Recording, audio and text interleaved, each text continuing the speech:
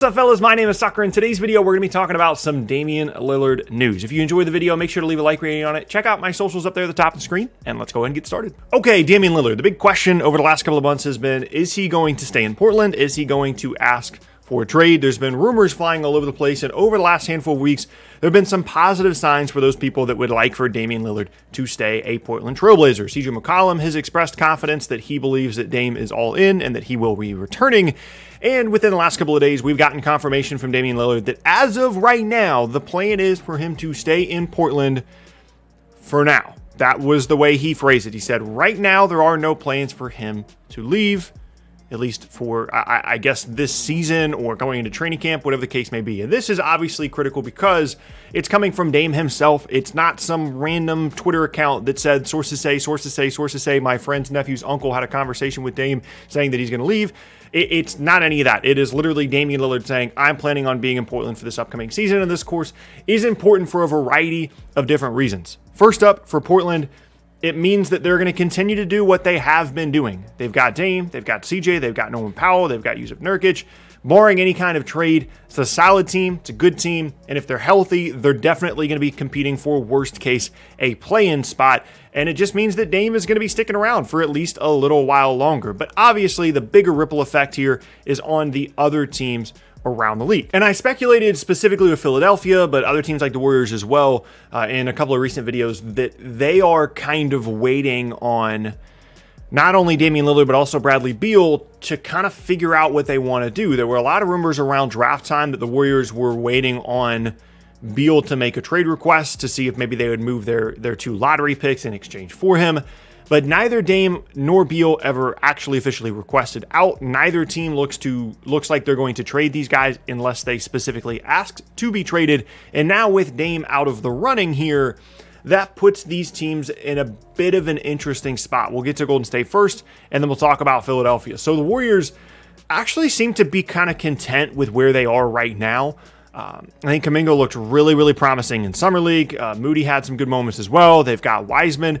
And really, the more you look at this Golden State roster, they're kind of okay without making a Dame or Beal trade. Neither of those guys fits this roster incredibly well. If they could pick, they would probably like to have, a wing or a four or a big rather than, Dame or Beal. But of course, they were just going to look for as much star power as they could get to try and maximize this window that Steph Curry and kind of created last year by still being an MVP caliber player. When you look at their roster, I mean, it's Steph, it's Clay coming back, it's Draymond, it's Wiggins, it's Wiseman, a couple of other relatively serviceable bigs. Like I said, Kuminga looks like he's going to be ready to contribute maybe earlier than you would have thought. Moody as well. And best case scenario for this team this year, I think they could potentially be like a top 6 team in the West this year. The West is going to be incredibly tough. But if Steph is MVP Steph and Clay comes back around the middle of the year and these young guys really contribute, one of the biggest issues for Golden State last year was they just didn't have enough guys to put on the floor. Like, you would go from Steph to Wiggins, and then offensively, there just wasn't a ton of other options. And some of the younger guys will step up. They've certainly gotten plenty of experience over the last 2 years, really trying to create way more than they ever should have. I think Draymond Green looked really good in the Olympics as well. Hopefully he is healthy and ready to go. And with the depth they've added with these two young guys, some of the guys they brought in free agency, and again, the looming thing is Clay potentially coming back healthy. I think best case scenario, they can, even without a star trade here, be at least a relevant part of the Western Conference playoff picture. Worst case, the younger guys are not ready to contribute the way that they thought, and they're kind of competing for like a play-in spot, and they can still make a move in the middle of the year. Maybe Clay doesn't come back as healthy as you would hope. And then at that point, maybe you're looking at, man, I really wish we could trade for Beal or Lillard. But I don't think this really affects Golden State that much. I think they're actually kind of okay with just chilling, seeing what the young guys have, and then going from there. For Philly, though, it puts them in a very weird spot.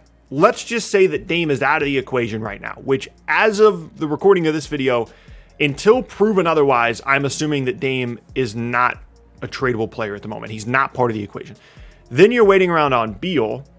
It doesn't seem like there's been a lot of momentum towards him asking out. It would certainly be very weird timing if he did now with training camp like a month away.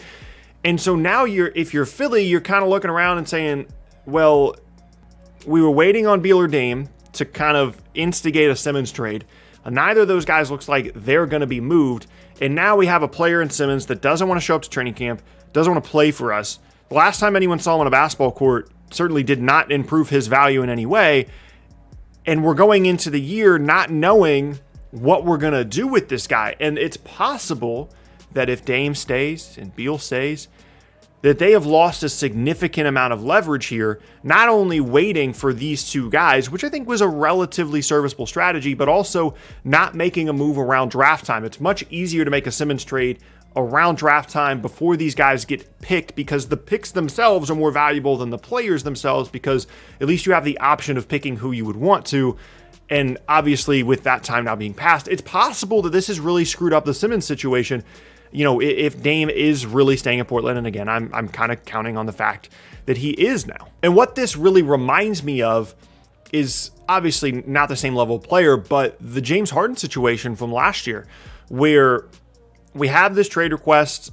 It's clear he doesn't want to be there. Houston kind of slow plays the trade stuff. Harden shows up to training camp and plays the first handful of games of the year, but it's incredibly awkward. And then you guys kind of know my feelings about the Harden trade. And it's possible that Philly is putting themselves in a similar situation here from a leverage standpoint.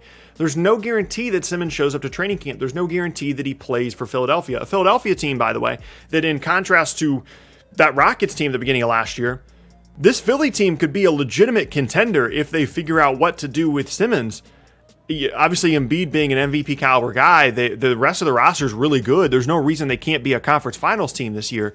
And so there's really a lot of motivation, even more so than Houston at the beginning of the year last year, to get something figured out with Simmons. And it's gone so far at this point with the trade stuff that I really can't imagine him playing for Philly again unless it's in like a James Harden type way where he shows up and he's there, but he's not going to help his trade value any with that, you know, how he's playing on the court. He's going to go through the motions, and maybe he shows up to training camp, maybe he doesn't, but it's just going to be awkward. It's going to be weird. And there are going to be teams around the league that are going to look to take advantage of that awkwardness by trying to swing a trade for Ben Simmons for lower value than Beal or Lillard or any of the other things that we've discussed. And so now Philly, with their stated asking price of Beal or Lillard, or, you know, this Harden level package, you're not getting that. You know, and you don't have Dame to trade for. You don't have Beal to trade for. And I think that's the biggest implication of all of this Damian Lillard stuff, is how it impacts Philadelphia. Ultimately, if it came down to it, I'm sure Simmons would play.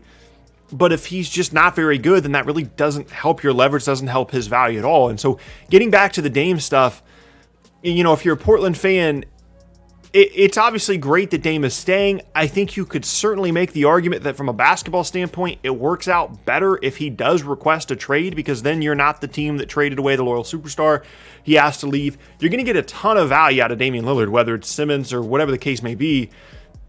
I've talked about this before. I think it makes more sense for him and for Portland if he does ask to leave. They can trade him, CJ, get value out of Norman Powell, Anthony Simons, whatever the case may be, and just do a complete reset. But with him staying, presumably, enjoy, you know what, like an 8th seed, maybe, if you're Portland this upcoming season. You know, maybe there's a ceiling for something better than that. Maybe there's a trade to make here. Nurkic is an expiring contract. Maybe you can do something here. It's certainly a serviceable roster, and Dame is obviously incredible. But for now, I'm closing the door on the Dame thing. But I'm not ruling out a trade deadline, trade request, or the team starts 2-10 and just people constantly asking him, hey, how are you feeling? Do you really want to stay in Portland? That stuff can get very annoying very quickly. And if this team isn't successful, I'm not closing the door on a possible Dame trade request. But ultimately, as it relates to this offseason specifically, it seems like Damian Lillard is going to stay in Portland, and that certainly has a significant impact on the rest of the league, specifically Golden State and Philly, but really any of these other teams. I mean, if you think about, you know, if Philly is in a weird situation and they can't figure out the Simmons thing, that helps Milwaukee, that helps Brooklyn, that helps Boston, Miami, Chicago, any of these teams that think that they can be a top 3 team in the East. More awkwardness in Philly helps them. And honestly, you could argue that it helps Golden State as well, because if Beal or Dame don't ask out, maybe they keep all the young guys, and the young guys are really good, and they help them now and in the future. So certainly an impactful thing. And again, this is just kind of an official, I'm going to put the Dame thing to rest. We'll revisit it when I feel like we have to. But anytime soon at least, I'm kind of done with the Dame thing. And yeah, that's going to be the end of today's video, and I hope you guys enjoyed it. If you did, leave a like rating on it. Check out more videos from me. Check out the boxes on screen for more videos just like this, and my socials up there at the top of the screen. I hope you guys have an awesome rest of your day. Once again, my name is Tucker, and I will see you all next time.